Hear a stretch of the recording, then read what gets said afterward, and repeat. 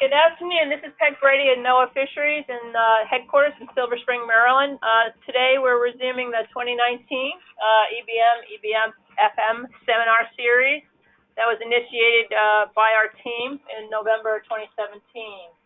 Our main objective is to showcase the excellent projects that are being implemented throughout NOAA Fisheries to advance ecosystem-based fisheries management and to increase awareness about EBFM, with a focus on what NOAA is undertaking to better understand marine ecosystems, and to enable our NOAA fishery staff throughout the country to highlight their work. We're happy to co-host this with a NOAA library. The seminars are held on the second Wednesday of each month from 3 to 4 Eastern Time, DC time. Each presentation is publicly accessible, recorded, and archived, so you can get to the past audio recordings and presentations that can be found on the NOAA Library Brown Bag website. Following today's presentation, there'll be an opportunity to ask questions of our speaker from folks here in the library, and we have quite a few, as well as online. And if you would like, you can follow up with the speaker with a more detailed question when you using their email, which is posted on their last slide. So I just want to thank all our speakers that we've had in the past, and those who have signed up in the future, and to all those who have been joining the series routinely. I'm going to turn it over to Mandy Karnauskas, who's in our Southeast Fishery Science Center. She is presenting from Miami, Florida, where it's raining quite a bit, from what I understand, and 80 degrees. She's going to introduce this topic, climbing the EBFM ladder to get ahead of red tide in the West Florida shelf. So, Mandy, we're going to turn it over to you, and thank you again for presenting today, our first in the series this year. Great. Thank you, Peg. Thanks for the introduction. Can you guys hear me okay? Yes, coming in loud and clear. Great. All right, well, it's great to be on this webinar today, and I want to thank you guys, the organizers, for the opportunity to speak about a topic that I think is really important. This red tide has just been devastating to communities in the Gulf of Mexico, and in particular to us here in Florida, particularly in recent years. And as you can see by my first slide here, I feel like it's been really tough to keep up with red tide lately. It's definitely beating us to the top. So thanks for tuning in, everyone, and I would encourage everyone who's on the line, all the folks listening out there, to think about how we can collaborate and to continue to advance this body of research that I'm going to be presenting today, so we can advance on this important topic. So as you guessed probably from my title, this is going to be a story today about trying to climb a ladder. This is me here, not the Southeast Fisheries Science Center. And the ladder I'm referring to is the NOAA Fisheries Management Approaches ladder. And so the story is going to be about how in the last 10 years we've gone from single species management here on the bottom rung up to an ecosystem approach to fisheries management, where we're considering not just a single species, but its effects on the stock. And then we've moved up to ecosystem-based fisheries management, also the interactions between multiple species, and then now on to ecosystem-based management, where we're starting to understand the need to consider multiple sectors and the trade-offs among those sectors. And so we're trying to climb this ladder to overcome a dinoflagellate, this tiny organism which has just caused a lot of destruction, particularly on the Florida Gulf Coast. This is the organism here. The red tide is caused by this brevetoxin-producing dinoflagellate of the species Karenia brevis. It causes mass mortalities, not only of fish, also mammals, turtles, and birds, causes severe economic disturbances, except for, I guess, in the case of this group of tourists here who seem to not mind sunbathing amongst the dead fish, and human health as well, severe impacts. So what I'm going to be presenting today, again, it covers a decade of research here at the Southeast Fisheries Science Center and beyond. I've only been here at NOAA Fisheries for the last 8 years, so a lot of the research I'll be presenting today, predates my involvement. So I want to just spend some time crediting the large group of folks who have been involved in this research. John Walter and Skylar Sagaries were really important in some of the initial stages of this research. Shannon Clay has been involved for a long time, supervising and doing the stock assessments. A number of other stock assessment scientists have been involved. More recently, we've had Matt McPherson, who joined not too long ago from the Social Sciences Research Group. Also a large group of Protected Resources Division folks who have been looking at this problem from the perspective of our protected resources. Additionally, we've had a number of scientists, postdocs that we've hired through the Cooperative Institute who have really helped us to advance this research. Our neighboring NOAA Research Lab, the Atlantic Oceanographic and Meteorological Lab, is really important. They're right across the street from us here on the same island. And Chris Kelbel's been heading up a lot of the efforts from that side of the street. Additionally, our data collection folks, so Matt Campbell and Trey Diggers from our Pascagoula lab, these are the guys who are out collecting the data, analyzing the data that we use, and of course that forms the basis of pretty much all of what we do. And then additionally, some involvement from the Southeast Regional Office, Mike Jepson. And of course, none of this is done alone. This is all an extensive collaboration with other federal, state, and academic institutions. So the story begins here. One sweltering summer day in 2009 in the south of Florida, there was a group of stock assessment scientists, and they were considering some CPUE indices, some red grouper abundance indices for the 2009 red grouper assessment. So here we have 6 relative indices of abundance for this stock, and as you can probably pick up, there was a pretty drastic drop in the CPUE indices wholesale across all of them from 2005 to 2006. And at the data workshops where these are discussed, we typically have fishermen and other stakeholders who are in attendance. And the fishermen present at the workshop had observed massive fish kills due to presumably red tide in that 2005 year. And they felt that these effects needed to be incorporated into the stock assessment. And this was a pretty good observation and intuition, it turns out. So at the time, we really didn't have direct evidence of red tide mortality on these specific stocks. But when fishermen brought this up, we went back to look at the data that we had available, and it turned out that NMFS had sampled a red tide event. Now, normally, when we're looking at the fisheries data, this would just show up as a 0 count, and to go out one day and catch 0 fish is not all that surprising. So it's not something that would necessarily come to the attention of a stock assessment analyst unless it was brought up to them. So when we went back to the cruise logs for these surveys done in these years, we found this station that was done in August 24th, 2005, and the cruise note said 4 or 5 dolphins close to ship at Hall, during steam for 3 or so hours, broad area of dead fish floating at surface, what looked like a 50-pound Warsaw grouper spotted at Hall back end. And we routinely do, CTD cast physical measurements at these stations, and the bottom dissolved oxygen at this particular station here with the black X was 0.1 milligrams per liter, so severe hypoxia. This plot on the left here is showing you the cruise track for this long line survey, and then this is a model prediction of the red tide at that month. So at that time, this is John Walter was leading that assessment, and with the information we had, the decision was made to estimate episodic mortality for 2005 to represent that severe red tide event. So we let the model estimate additional mortality for that year, natural mortality. Model estimated a natural mortality rate of 0.32. And that was actually over 2 times the sort of baseline mortality, which was 0.14. And as you can see, these are some of the CPUE abundance indices from that assessment. On the left with no red tide, and then when you account for that red tide, you can see the red is the predicted, the blue is the observed. Obviously, the assessment is able to make sense of these this drop we see in 2005 to 2006.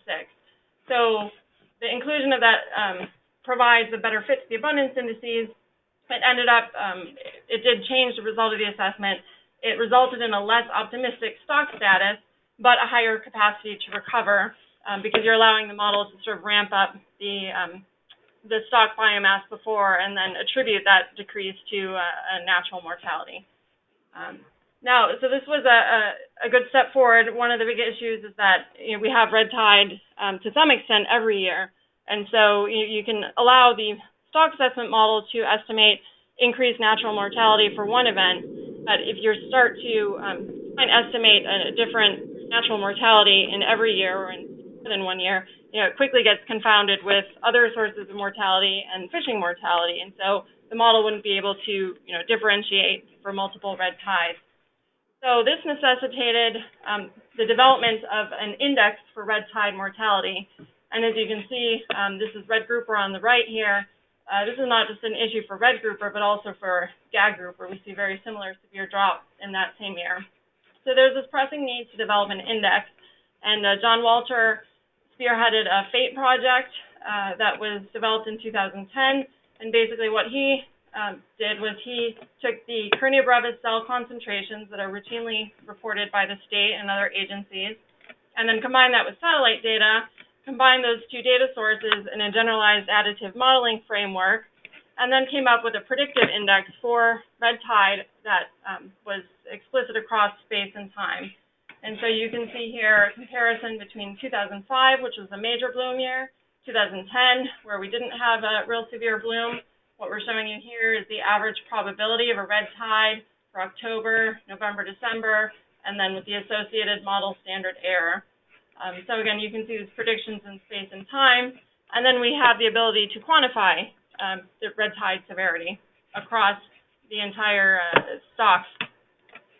And so to develop then a quantitative red tide index, you can just average the proportion positive across these different areas. So these indices here represent different spatial distributions. So for example, there's an inshore index, and there's an area that covers where most of the groupers live.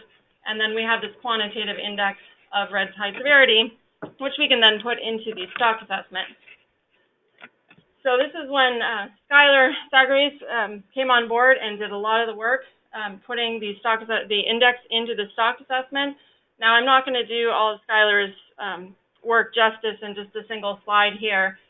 She really dedicated years probably of her life to this issue, and it's actually still ongoing. She's still working on it.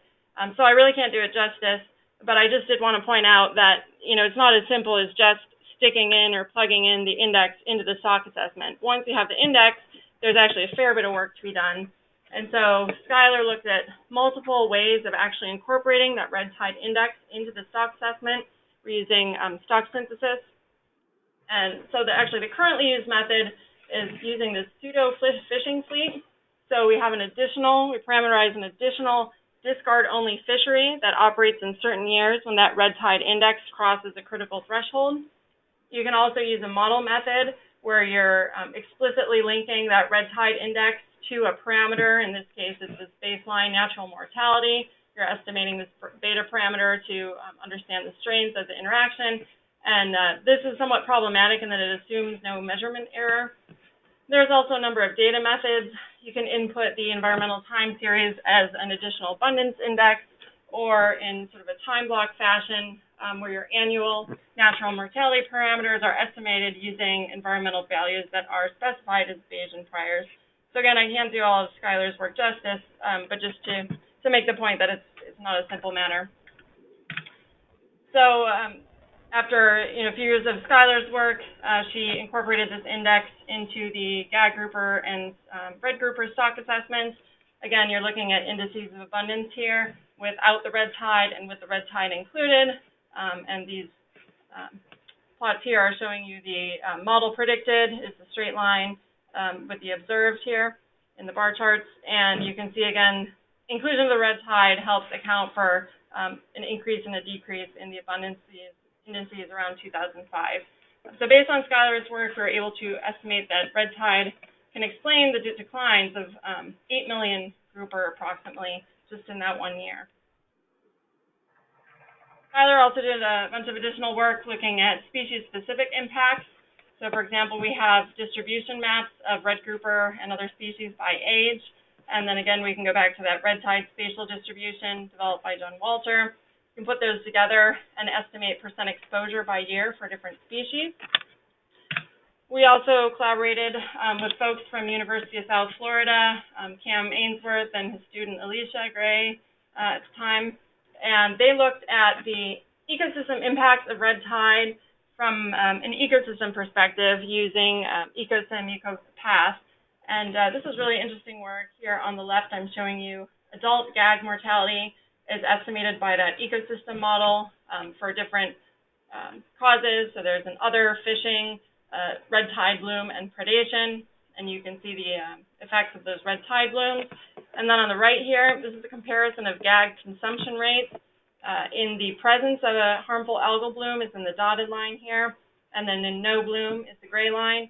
This is a really interesting result. They're showing that the consumption rates are actually higher with the bloom present, and the hypothesis that Alicia and Cam proposed was that gag actually aren't quite as affected by red tide as other grouper species, and so there's actually decreased competition for food, and so they're able to increase their consumption rates. And there's actually some evidence in the literature that this is true, that gag are less susceptible. So this just shows the power of looking at this in an ecosystem perspective, looking at the food web interactions and the emergent properties from that. So that covers basically incorporating the red tide into the stock assessment. But what about the management? This kind of came to light in 2014. There was anecdotes that another severe red tide event had occurred in 2014, and so the Gulf of Mexico Fishery Management Council is wondering how these red tide events seem to be becoming more frequent, and how are we going to adapt to them in a management perspective. And so in 2014, they passed a motion to evaluate the current red grouper harvest control rule to determine if it is robust to possible future changes in the intensity and frequency of episodic events of non-fishing mortality. And so to answer this question, we looked at management strategy evaluation, and this was work carried out by Bill Harford and others.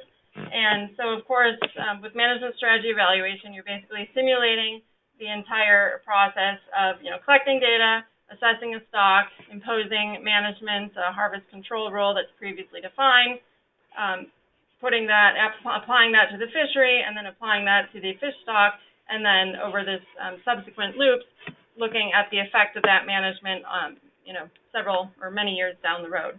And of course, you can make these management strategy evaluations infinitely complex. So you have to figure out where you're going to impose uncertainty, or what sort of uncertainties you want to know more about.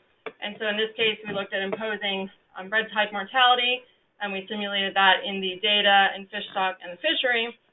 And then Bill's work looked at multiple harvest control rules. So looking at the existing control rule, looking at reductions to the annual catch limit, so additional buffers to account for uncertainty about red tide, and then also assessment frequency. Looked at, do you assess every 3 years, every 5 years, or do you assess immediately after a suspected red tide event? So here's some of the results from this management strategy evaluation exercise. And again, the question we're trying to answer here is, are current harvest policies robust to possible future changes in the frequency of red tides? And not only did we carry this out in a single species framework, but also Arnaud Groos did some work in a multi-species framework using the ecosystem model Osmos. So just to orient you to these two plots, what you're seeing here are precautionary buffers. So these are buffers from the annual catch limit, taking additional precaution or taking an additional quota off the limit to allow for uncertainty in red tide impacts. And then here we have the management objectives. And again, Bill looked at single species management objectives, so things like frequency of achieving the target biomass and target catch, whereas Arnaud, because this was done in a multi-species framework, additional management objectives could be considered, like biomass of forage fish, catch of other large predators, et cetera. And what you see here is what you would expect. So as you see the increasing precautionary buffers, you see you have a higher frequency of achieving target biomass, but that comes at the expense of achieving the target catch. And so the purpose of the activity here was, or the simulation was not to tell the council what buffer they should use, but was just to elucidate those trade-offs that become apparent based on different selection of buffers, and to provide some advice to them as to how risk adverse they want it to be relative to the various management objectives. So that sort of completed one section of the red tide research, again, incorporating the red tide index into management, and then providing some advice to council on how they should deal with the the increasing red tide events. And, meanwhile, over the past few years, we've talked a lot about this in the seminar series, there's obviously been a lot of growing support for ecosystem-based fisheries management and also ecosystem-based management. So I know previous talks have gone into the various policies and the EBFM roadmaps that have come out of headquarters and the regional plans that are being developed. So I'm not going to go into that here, but just to say that as all this red tide research was building up, we're thinking a lot about how to move forward with EBFM and EBM. And for me, one of the big questions I had is, if we're trying to manage the system, but what is the system we're actually trying to manage? What is it defined as? And so I became particularly interested in finding ways to reach out to stakeholders and try, managers, stakeholders, everyone involved, and try and get a better idea of what is the system we're trying to manage here when we talk about EBFM or EBM. So this is a book that we were passing around the office called Community-Based System Dynamics. It offered a really interesting approach of how to, it's kind of a recipe for scoping with stakeholders and managers. And this is a figure here of an overview of the modeling process that's used or proposed in this book. And I note there's a lot of parallels between the sort of the cycle you hear that's proposed in the book and the defined IEA loop, which we use in the IEA program. So the cycle starts by defining a problem, conceptualizing a system, creating, formulating a model, validating and analyzing the model, and then most importantly, maybe transferring insights and ownership back to the community. So it's a really interesting book. I note that other regions are employing sort of similar strategies that might be very similar to this. I don't know if they came from this book specifically, but I've seen a couple of webinars on the One NOAA series that have also employed these types of strategies. So a lot of folks trying out this type of methodology. So we decided to give it a try for the West Florida shelf, and we wanted to start with sort of a manageable chunk, so we didn't want to do the entire Gulf of Mexico. So we did an initial focus on the snapper grouper complex of the West Florida shelf with its participatory system dynamics modeling.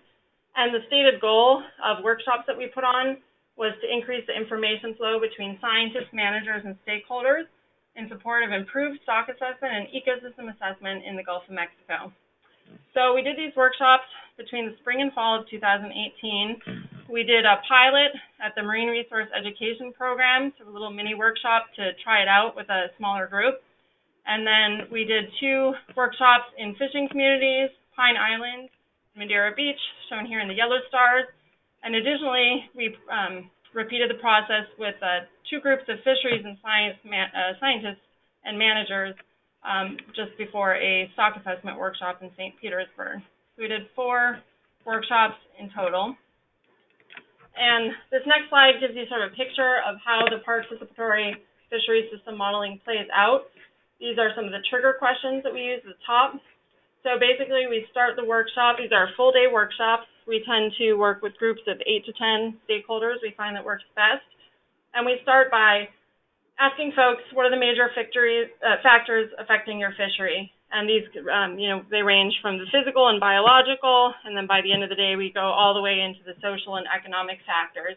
And so we start by brainstorming these different factors, running around the room with Post-it notes and putting them on a whiteboard. And as the morning goes on, we start to flesh these out and linkages between different ecosystem components. And a really important element of these workshops is that the information flow is only one way. It's from the stakeholders, the fishermen, the folks who are in the room, going to the stock assessment and social scientists. So it's a one-way information flow, but in order to flesh out this sort of conceptual model, we ask folks to clarify. So, for example, we might hear a story like, oh, when the snowbirds come down to Florida in the winter, it really crowds out the fishery. And so then we'll say something like, okay, can you be more specific? What are the snowbirds actually affecting? Does it affect your CPUE? Does it affect your fishing trips? Does it affect your customer satisfaction, et cetera? And so we're trying to define those specific elements in the network that are related to each other. So usually by the end of the morning, just before lunchtime, we have something that looks like this that no one can read or remember what they were talking about.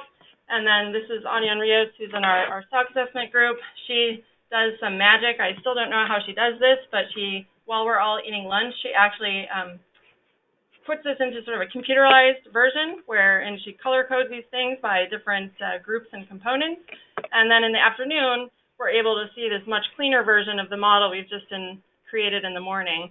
And so she talks about how we sort of transferred it to the computer, and we give it a double check to make sure that all the linkages are appropriately specified. And then we go into additional trigger questions in the afternoon, talk about where the major risks lie in the fishery system and what people value in the ecosystem. Hey, Mandy. Try and get at those risks, those leverage points, and those management objectives that we're trying to. Hey, Mandy? Yes? I'm going to stop you right there. We've lost visual of your screen. Oh, okay. How's it doing now? Yep, you're back. Back? Okay, maybe it just fell asleep. All right. All right, so this is an example of one of the conceptual models that we've created, or the community has created through this participatory fisheries system modeling. And, a couple of things jump out. I'm not going to go into too much detail, but, these are the things, the forces that are actually controlled by fisheries management. And, of course, these are all the forces that we've defined that affect the fisheries. So I think this makes an important case for, why ecosystem-based fisheries management should be, approached or considered. And then some really, one of the most obvious insights that came out of these initial workshops is the influence of red tide. So approximately 1/3 or 1/4 of the conceptual models were relating to red tide, its various influences on the system. And so this was really kind of enlightening in terms of understanding just how red tide influences the system. From the stock assessment perspective, we treat it as, fish kill, and we're addressing the fish kill issue within the stock assessment and management framework. But red tide is also perceived to negatively affect so many other things that are relevant to these communities. They affect the prey base, the habitat, tourism, aquaculture, demand for recreational sector, demand for local seafood, concerns, is the seafood safe to eat, the restaurant industry, real estate, human health. There's the very obvious respiratory distress associated with the brevetoxins, but we're also hearing about bacterial infections associated with red tide, and mental health. I mean, folks are watching, the ecosystem die, and it really takes a toll on people's mental health. So this was very enlightening. And so based on the information we got out of these participatory workshops, we thought this was really important, that it should rise to the top in terms of priorities. And so we put together a collaboration between the, within our center, various divisions, and the AUML Ocean Chemistry and Ecosystems Division, this sort of three-pronged approach to address all these impacts that we'd identified with red tide. So the three prongs are basically to document the impacts on not just the ecosystems, but also the fishing communities, to understand the bloom ecology, and then to try and learn and prepare for future red tide events, try and prepare in terms of resiliency for these coastal communities. So the first thing we did, and this was also by some miracle that we got this together, thanks very much with the help of Chris Kelbel. I think we put this cruise together in about 3 weeks' time. So Chris has a regular cruise that goes out every 2 months for the Everglades restoration monitoring, and we were able to hijack his cruise, thank you, Chris, to turn this into a red tide cruise. So we did an extension on his originally planned cruise. We did a 3-day extension to go and transect some of the blooms that were ongoing at that time and get some additional information on what was going on under the surface, also looking at the benthic communities and the fish communities and their response to the red tide event. So again, this is a big effort, which was in due to collaboration with a lot of folks from the Southeast Fisheries Science Center, NOAA NESDIS, our Cooperative Institute, the state, Moat Marine Lab, University of South Florida, and the cruise extension was funded by NCOS. So this was really incredible. We got so many red tide experts on board that the ship, the RV Walton Smith, I think they had to cut their cruise in half because we'd stuffed it filled with so much stuff. So we haven't gotten a lot of the results back just yet. This cruise was just done in October, and of course with the shutdown, we're still working up a lot of the data. But one of the things that we did find was this hypoxic zone, essentially that had formed off the southwest coast of Florida. So this is again from October 2018, and we're just plotting interpolated bottom oxygen in terms of milligrams per liter. And you can see that there's this area of low oxygen under 2 milligrams per liter that was approximately 1,400 kilometers square. So a substantial hypoxic zone had developed. And this is actually pretty interesting because red tide or hypoxia associated with red tide really hasn't been documented too much, and the impacts on the fish communities are still really unknown and undocumented for the most part. There is mention from a stock assessment report back in 2005. This is from a state, one of the reports they did for the stock assessment at that time. They don't mention hypoxia specifically, but they do mention benthic mortality report. And that was off the coast of Tampa, St. Petersburg area, so central Florida on the west coast there. Additionally, we had that cruise that did document some low oxygen further north, so there's likely some hypoxia going on in that 2005 severe event. This is a paper that put out by a group from Southeast Fishery Science Center and collaborators, showing actually a hypoxia that had developed in 2014, and this is again based on CTD casts from those fishery surveys. So red tide and hypoxia, an interesting problem and potentially a worrisome one that we're going to look into more.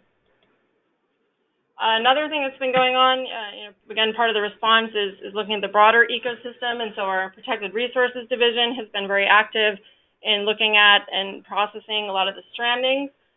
There's actually a multi-species unusual mortality event that's been going on since July 2018, and I'm showing you here data for the dolphins, bottlenose dolphins, but even before the dolphins started stranding, we had turtles and manatees showing up.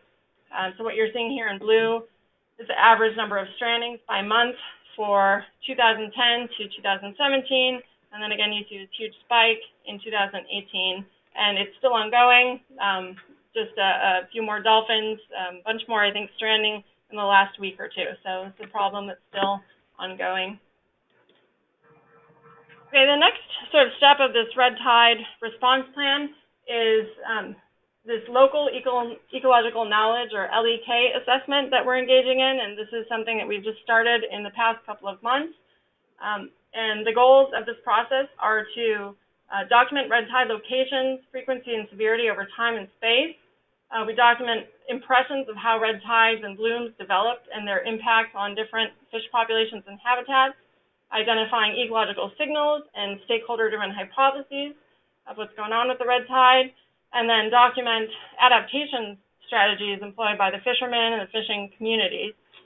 So we have plans to do a total of about 100 LEK assessments. We've completed about 10. We would have had a bunch more done, but got canceled during the shutdown.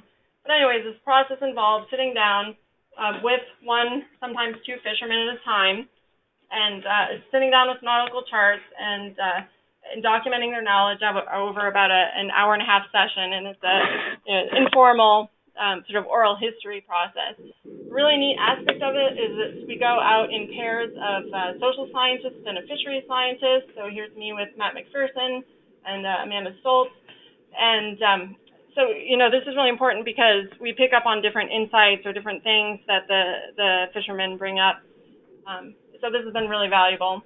And we're trying to reach the older folks, or sometimes fishermen will come with their dads to the same interviews. So we're trying to get back and recreate this history of red tide and capture the knowledge that goes back generations. So there's some really interesting things that have come out with this LEK assessment, even with just the relatively small number that we've done.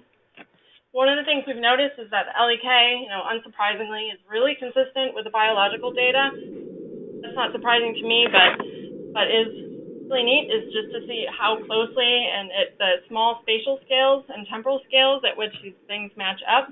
So what I'm showing you here is this is the state compiles this is the harmful algal blooms observing system that's compiled by the state, and NOAA also reports it. These are the concentrations of red tide. These black X's are where they're not observed. And this is a fisherman who late last year documented, or he drew out on this chart in this purple here, this purple line shows an area where he called a red tide shadow, where he says red tide doesn't usually occur. And you see there's this little spot in the middle here where there was some red tide observed, and then this purple continues down south here. I hope you guys can see my pointer because I'm trying to use it. Anyways, if you look at the map on the left here, you can see that, really it matches up, almost on the scale of meters here with the biological data. We also had a fisherman who, back in December, described the hypoxic area that we had observed in the cruise. So sketching out the most severe areas of hypoxia and then sort of the overall extent. And you can see, it's just really impressive how closely it matches up with the data that we collected back in October. Another thing we do both in the participatory workshops, as modeling workshops, and also with the interviews, the individual interviews, is we ask folks about how red tide severity has changed over time. And we have about 30 such graphs. And what is really interesting to me is that with the exception of maybe 4 or 5 of these graphs, the others are just amazingly consistent in showing a general increase with maybe a little bit of an exponential increase towards the end, towards the present day. And actually, the folks who go back to 50s, 60s, and 70s, they note that actually red tide was a little bit worse kind of back in the 70s and then went down in the 80s before going back up and increasing in severity. And again, this is just amazingly consistent between 25 or so of these graphs. Another really interesting insight is that the red tide is generally perceived as always present. So we tend to, again, think from the stock assessment perspective of these major years, 2005, 2014, the mass fish kills. But what these graphs suggest is that it never really goes away. So you see, for example, here on the lower left, red tide never goes to zero. And so what we're hearing from fishermen is that red tide is something that's just always around, and sometimes they usually it's in small patches, and they're just able to work around it, fish around it. So what's really come out from these interviews is that this particular event that occurred the last year started toward the end of 2017, extended all the way to the very last days of 2018, might still be going on. We've really seen a loss of resilience, that this really was a very severe event, and it's impacted the resilience not only potentially of the biological communities, but of the fishermen. And I think that comes across most clearly in some of these quotes that we pulled out from these interviews. So one fisherman said, it used to last a week or two, then it got to a month or two, then 6 months and a year, and now it's not going away. It's been here for 17 months.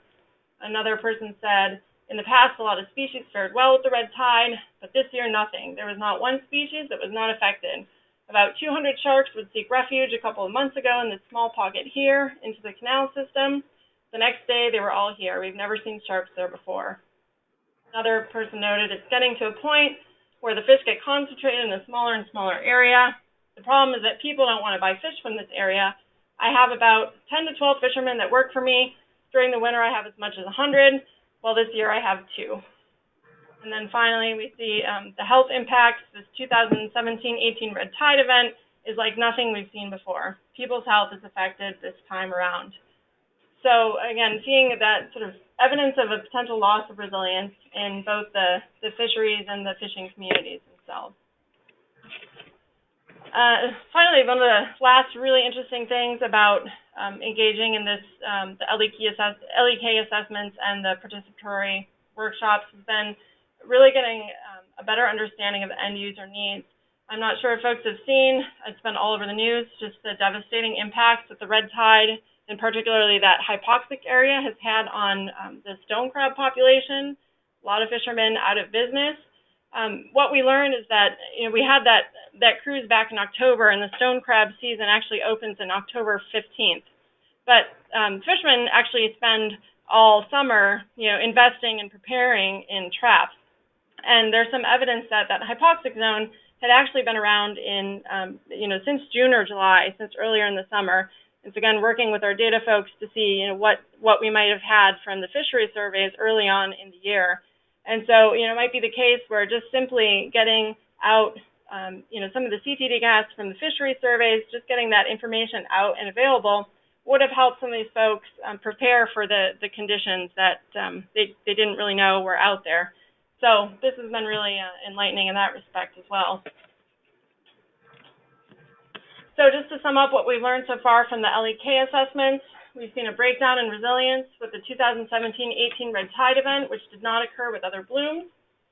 We're finding that the red tide oral history process is a really efficient way to get testable hypotheses, and that the benefits of that outreach are multifaceted. Again, we've already, in a short time, identified some potentially easy and low-cost solutions to help fishermen become more resilient to red tide events. And, as a lot of folks have said on other presentations in this series, the interdisciplinary approach really is critical to identifying these issues and advancing. And then finally, I wanted to touch on something that is really neat that has come out of this effort. So a few weeks after our first participatory fisheries modeling workshop, I got a call from one of the fishermen who had helped me organize it. This is Casey Streeter. And what he kind of conveyed to me was that in the process of formulating this conceptual model of the system with the community, they also gained some awareness in terms of what the major uncertainties in the system were, what the critical risks were. And so he described how members of his community were then motivated to take some responsibility for actually trying to solve some of these issues. So just in a matter of months, they've started organizing, and Casey's actually founded an organization with the mission of conducting offshore water quality monitoring to support red tide research. They've already raised enough money to purchase their own scientific equipment. So this is a picture of Casey here training other community members to use the equipment. They're already routinely repeating some of the transects from the October Walton Smith research cruise. And so this has already allowed us to further our understanding of that hypoxic event. So I really have a lot of respect and admiration for this effort. And a big thanks goes to Chris Pelbel and other folks at AOML who are also working with this group, assisting them with sample design and data analysis. So just to end off here, I'm going to end with a plea for help. And yes, I'm sending the plea for help in the form of dead fish on the beach here. I don't know if that will inspire you, or maybe you'll just think I'm creepy and not want to contact me. But anyways, I want to make the point that this is a problem that no single institution will be able to solve. It's really complex. So I would encourage anyone who's on the line listening, please reach out to me. Here's my contact information. And in particular, we're looking to expand those participatory workshops up into further north in Florida, up to the Panhandle. We are, looking to do that LEK assessment with fishermen all around Florida. And, we're looking for collaborators on the science. So anyone who's out there who has interest in collaborating or participating, we'd really love to hear from you. And so that's the end, and I'd just like to finalize with the acknowledgments. Of course, all of the many institutions that have been involved in this research throughout the years and who have assisted us. The funding, a lot of the initial funding for the red tide research came from NMFS Science and Technology through the various programs, IEA funding, NCOS, and also my PCASE award assisted with getting the participatory workshops and the LEK assessments up and running.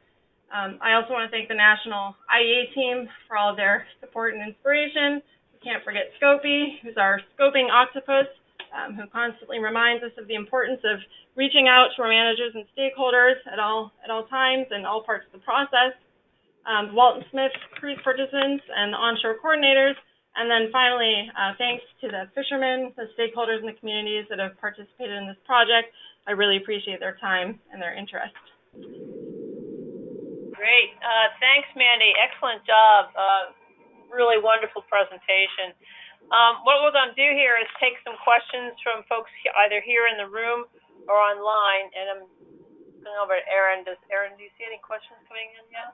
We've got 3 right now. Okay, we have 3 questions online, but I'll start here in the room, and then we'll go back and forth. So is there anyone in the room who would like to ask Mandy a question about any of her presentation? can you kind of sing out, or can you see them there? Oh, actually, Katie, you can see them. Yeah. So we're going to bring up the question to you, Mandy, and then hopefully you can answer it. If it's too detailed, what I'd recommend, maybe take it offline. You saw Mandy's email there at the left slide. Okay, Mandy, we have a question about the LEK. Are you working only with fishermen or also with other players along the seafood supply chain and in the community? Yeah, great. Thanks for asking that, because I should have clarified. Yeah, we're interested in interviewing anyone who has sort of historical information. And we've interviewed younger fishermen and community members as well. But we are, the goal of that LEK assessment is to try and recreate the history of red tide to the extent possible. So if folks are interested in participating, we're definitely happy to talk to you. But particularly if there's, folks who have been around the areas for a long time and have good historical knowledge, those would definitely be a priority for us to get to. And of course, there's lots of folks on shore, other community members, seafood processors that have a lot of insights as well. So. Okay, so you're looking at recreational fishermen as well as commercial? Oh yeah, we've interviewed, lots of recreational fishermen. Yep.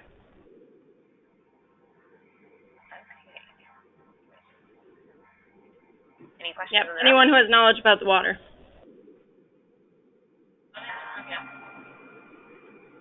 Can you describe some of the adaptation strategies discussed by the fishermen during the LEK assessment? Yeah, so as I touched on it a little bit. I guess, I can describe sort of the lack of adaptation strategies for this last event. What we're hearing is they're basically not adapting anymore. And so, what they would do in previous years is essentially just fish around it. So the red tide blooms weren't so ubiquitous. There would be sort of, even within sort of the sort of sounds and bays for the inshore fisheries, they would be able to find places where they could fish. So there's part of a bay would be unaffected and they could fish there, or, they could go further offshore. So they just basically fish around it. But this past year, it's just been catastrophic everywhere, and so they're just not fishing anymore. Does that answer the question? Yep. Yeah. Can you briefly give a few examples of responses the fishermen are implementing to adjust or adapt to the red tide? Yeah, I think that's somewhat the same question. Essentially, it's exiting the industry. And, for a lot of these coastal communities, on the West Florida shelf, most of the industries, involve, if it's not fishing, being out on the water, it's tourism, or it's real estate, or it's seafood processing, or it's restaurants. The unfortunate thing about red tide is that red tide impacts all of those things. And so, in a lot of cases, they're left with nothing. It's, it's something completely outside, ice businesses, or, we've heard in the past that folks have had to take off and do like road construction, those types of things. So there really is sort of a lack of adaptation strategies with this last event, because the red tide affects so many aspects of these communities. Okay, great. Another question online, is the 2017-2018 red tide event still ongoing, and are you collecting zooplankton data? Zooplankton data, not that I know of. I'm not sure if it's still ongoing. We don't have, one of the issues is we don't have offshore monitoring, and that's why, the stakeholder-driven offshore monitoring has been such an important step for us. So I don't know. I'm really not a red tide expert, so I'm just going to say I don't know. Okay. And I don't know if the answer is there. I don't know if folks have gone offshore. I'm not aware of. Okay. We have about 4 more here. 4 or 5? I think 4. Yeah. Anyone else here? Okay. So another one online. Can you distinguish fish mortality from low DO versus RT brevetoxin? Sorry. Yes, that, and I'm definitely not an expert there, but I will say we had some folks from the state on that cruise back in October who were trying to do just that. You know, we did some toxicology, so we collected samples and did toxicology to look at, you know, how the tissues and the fish themselves, from the organismal standpoint, were being impacted by the red tide. So my understanding is, yes, that can be done, and they're working on it. Do the fishermen have any opinion as to what is causing the red tide? I mean, I think I basically hear sort of the same sentiment from everyone, that there's a lot of hypotheses, but, you know, it's just such a complex issue. There's so many potential, you know, sources and mechanisms that could be at work. I think those conceptual models really speak for themselves. You know, the fishermen identify 10 to 20 different factors that that are affecting red tide. You know, some of them are offshore, some of them are onshore, but I really haven't heard anyone say, oh, I know that this is causing red tide. I think everyone really appreciates the complexity of the problem.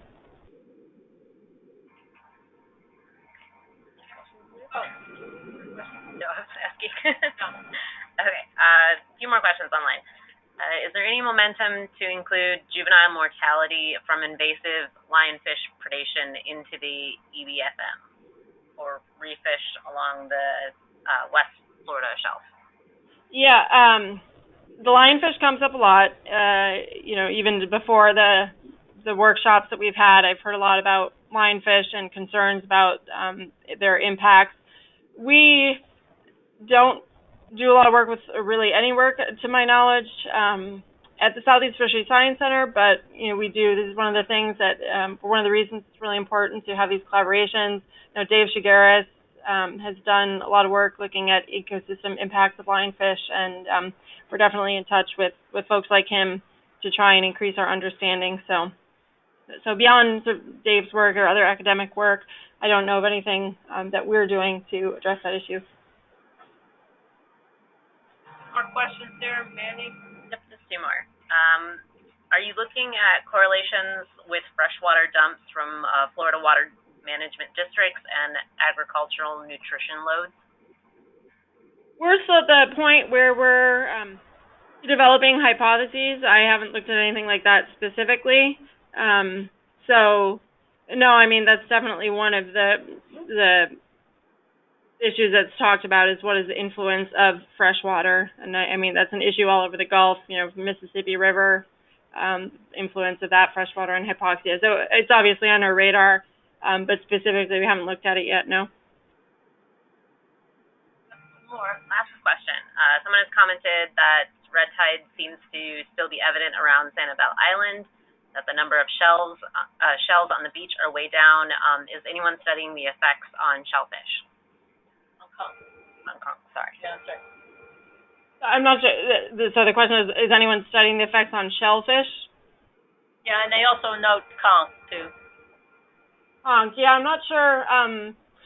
That's come out a little bit, particularly in Pine Island. There's a lot of clam aquaculture, and actually a lot of folks have told me that they actually like the red tide, particularly oysters really love the red tide. So that's come up. Not actively, again, still sort of in the information gathering, hypothesis development stage, and I haven't looked at that specifically.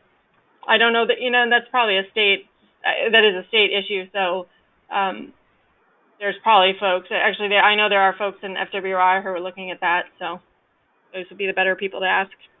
Okay, Mandy, well, thanks so much. I think that concludes all the questions, and again, if anyone has any further questions they want to chat with Mandy, you saw her email here on the screen.